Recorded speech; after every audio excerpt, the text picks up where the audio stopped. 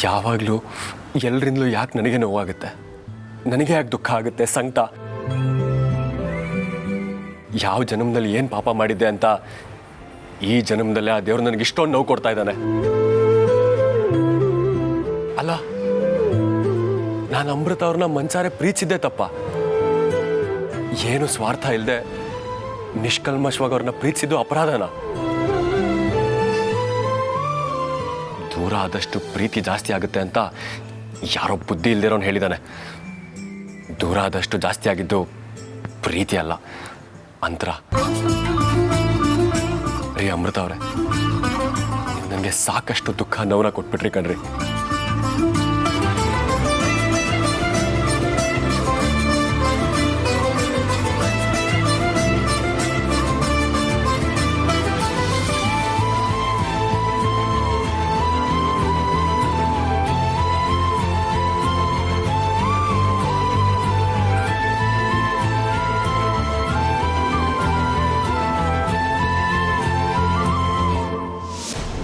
ಅರ್ಜುನ್, ಅಮೃತ ಬಗ್ಗೆ ಯೋಚನೆ ಮಾಡ್ತಿದ್ಯಾ ಅಲ್ವಾ? ಇನ್ಯಾರನ್ನ ನೆನೆಸ್ಕೊಳ್ಳಿ ಮಯೂರಿ. ಖುಷಿ ಆದರೂ ದುಃಖ ಆದರೂ ಅವರಿಂದಾನೇ ಅಲ್ವಾ. ಆದರೆ ಒಂದು ವ್ಯತ್ಯಾಸ ಇದೆ. ಇಷ್ಟು ದಿನ ನನ್ನ ಗುಲಿ ಅವ್ರನ್ನ ನೆನೆಸ್ಕೋತಾ ಇದ್ದೆ. ಇನ್ನು ಮುಂದೆ ನನ್ನ ಕಣ್ಣೀರಲ್ಲಿ ಅವ್ರನ್ನ ನೆನೆಸ್ಕೊತೀನಿ ಅಷ್ಟೆ. ಅಷ್ಟು ನಿರಾಸೆ ಬೇಡ ಅರ್ಜುನ್. ಇವೆಲ್ಲ ಬಂದು ಹೋಗೋ ಕ್ಷಣಗಳು ಅಷ್ಟೇ.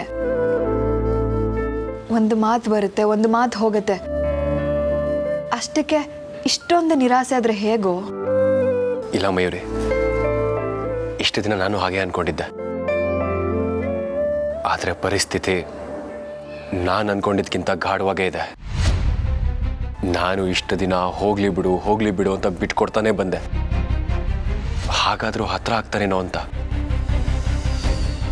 ಆದರೆ ನಾನು ಬಿಟ್ಕೊಟ್ಟಷ್ಟು ಅವ್ರು ದೂರ ಆಗ್ತಾನೆ ಹೋದ್ರು. ಇರಲಿ ಬಿಡು, ಅವ್ರಿಗೆ ಹೇಗಿಷ್ಟನೋ ಹಾಗೇ ಇರಲಿ. ಅರ್ಜುನ್, ಇದೆಲ್ಲ ಜಾಸ್ತಿ ದಿನ ನಡೆಯಲ್ವೋ? ಈ ಕ್ಷಣ ದೂರ ಆದಾಗ ಅನ್ಸಿದ್ರು ಮುಂದಿನ ಕ್ಷಣ ಇಬ್ರನ್ನು ತುಂಬ ಹತ್ರ ಕರ್ಕೊಂಡು ಬರುತ್ತೆ. ನೋಡ್ತಾ ಇರು. ಮಯೂರಿ, ಆದರೂ ನೀನು ಸಿಕ್ಕಾಪಟ್ಟೆ ಆಶಾವಾದಿ ಕಣೆ. ಆದರೆ ನನಗಂತ ಯಾವ ನಂಬಿಕೆಗಳು ಉಳಿದಿಲ್ಲ.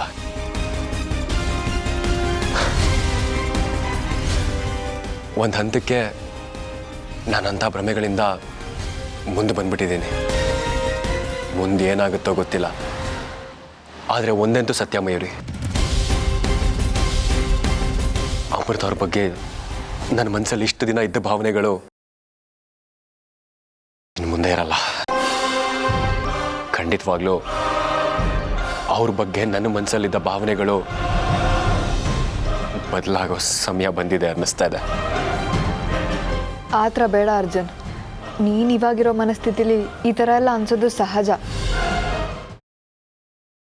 ಗ್ರೀನ್ ರೈಸ್ ಮಾಡುವ ವಿಧಾನ: ಮಿಕ್ಸಿ ಜಾರ್ಗೆ ಕೊತ್ತಂಬರಿ ಸೊಪ್ಪು, ಹಸಿ ಮೆಣಸಿನಕಾಯಿ, ಬೆಳ್ಳುಳ್ಳಿ, ಶುಂಠಿ, ಪಲಾವ್ ಎಲೆ, ಕಾಳುಮೆಣಸು, ಜೀರಿಗೆ, ಲವಂಗ, ಚಕ್ಕೆ, ಅನಾನಸು, ನೀರು ಹಾಕಿ ರುಬ್ಬಿಕೊಳ್ಳಿ.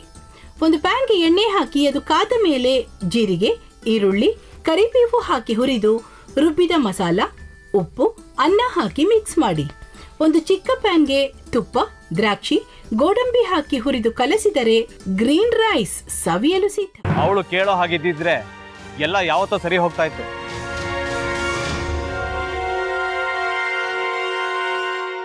ಅದಕ್ಕೆ ನೀವಾದ್ರೂ ಏನು?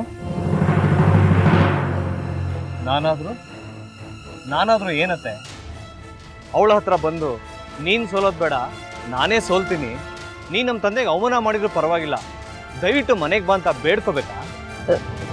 ಹಾಗೆಲ್ಲ ಅಳಿ ಅಂದ್ರೆ ಸಂಸಾರ ಅಂದಮೇಲೆ ಇಂಥದೆಲ್ಲ ಏನಾದ್ರೂ ಒಂದು ಇದ್ದೇ ಇರುತ್ತೆ. ಹೋರಾಟ ಮಾಡಿದ್ಲು.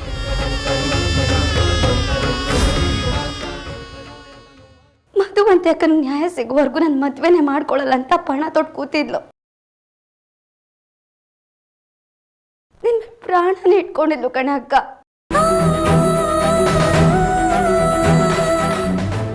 ಅವಳು ಮೈ ಮೇಲೆ ನೀನು ಸೇರ್ಕೊಂಡು ಅವಳ ಸಂಸಾರನ ಹಾಳು ಮಾಡ್ತಿದ್ಯಲ್ಲೇ.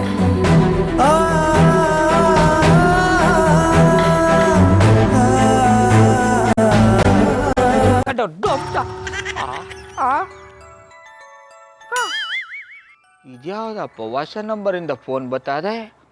ಆ ಫೋಟೋ ತಗೊಂಡವೇನಾದ್ರು ಬೇರೆ ನಂಬರಿಂದ ಮಾಡಿರ್ಬೋದಾ? ತೊಂದರೆ ಇಲ್ಲ, ಎತ್ತು ಬಿಡು. ಹಲೋ, ಏಯ್ ಪಟ್ಟಾಪಟ್ಟಿ ಚಡ್ಡಿ ಬನಿಯನ್ ಏನೋ ಮಾಡ್ತಾ ಇದ್ಯಾ? ಶಿವನೇ ಶಂಭುಲಿಂಗ, ನಿನ್ನ ಜೊತೆಗೆ ಮಾತಾಡ್ದವನೇಲಪ್ಪ. ಅಲ್ಲ ಶಿವ, ಯಾಕೆ ಹಿಂಗೆ ಫೋನ್ ಮಾಡಿ ನಂಗೆ ಜಂತುಳ ಬಿಡ್ತಾ ಇದೆ? ಏಯ್ ವಾಯ್ಸ್